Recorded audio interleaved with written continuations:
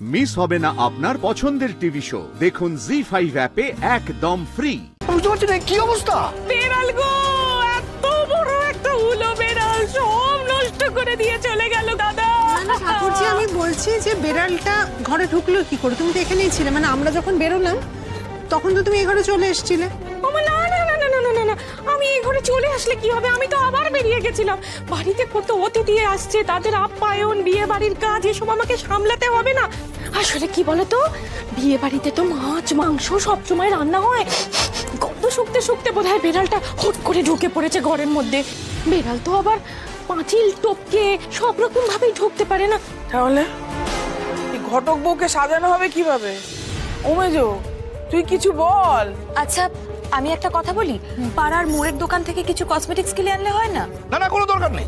না না, যে জিনিস বিকেলে মেঘে রাতে আবার মুখ দিয়ে ফেলতে হয় সে জিনিস কেনা কোনো দরকার নেই, অত খরচের দরকার নেই। তোমাদের মতো বাহারি সাজের জিনিস আমার কাছে নেই। এই চন্দন কাঠ, চন্দন পিড়ি, ফেস পাউডার, বাড়িতে পাতা কাজল আছে। এটা দিয়ে হবে কিনা দেখো। হ্যাঁ, হয়ে যাবে হয়ে যাবে। কেন হবে না কাকিমা? এগুলো তো খুব সুন্দর জিনিস না, কিন্তু বেস করার জন্য ফাউন্ডেশন, কনসিলার, হাইলাইট এগুলো তো কিছুই নেই, সব নষ্ট হয়ে গেছে। কিচ্ছু লাগবে না, ওই স্নো পাউডার, কাজল আর একটু চন্দন বেটে নিলেই হয়ে যাবে।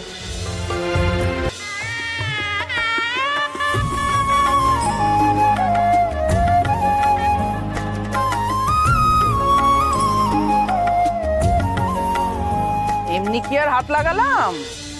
আমি চলে গেলে আরো দেরি হতো। এই যে চুপটি করে আমার দিকে তাকিয়ে থাকো।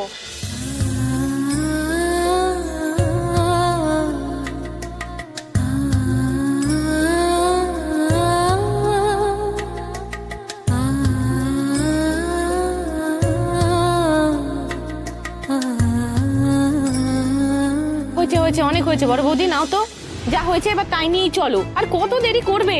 থাকো ঠাকুরজি, ও মল্লিক বাড়ির ছেলের বউ, যেমন তেমন করে সেজে চলে যাবে।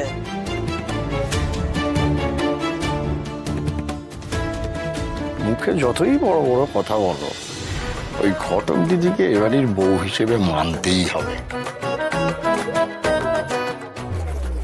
অমন করে তাকিয়ে থাকার কিচ্ছু নেই। যা করছি মল্লিক বাড়ির সম্মান রক্ষার্থে করছি, কেমন? কিন্তু বড় বৌদি, সময়টাও তো একটু দেখবে। অতিথিরা চলে এলে কি হবে বলো তো? চুপ কর তো, ওকে কাজটা করতে দে না মন দিয়ে। আমি অতিথিদের সামলাচ্ছি, আর তোরা ওকে সাজিয়ে গুছিয়ে নিয়ে আয় তাড়াতাড়ি।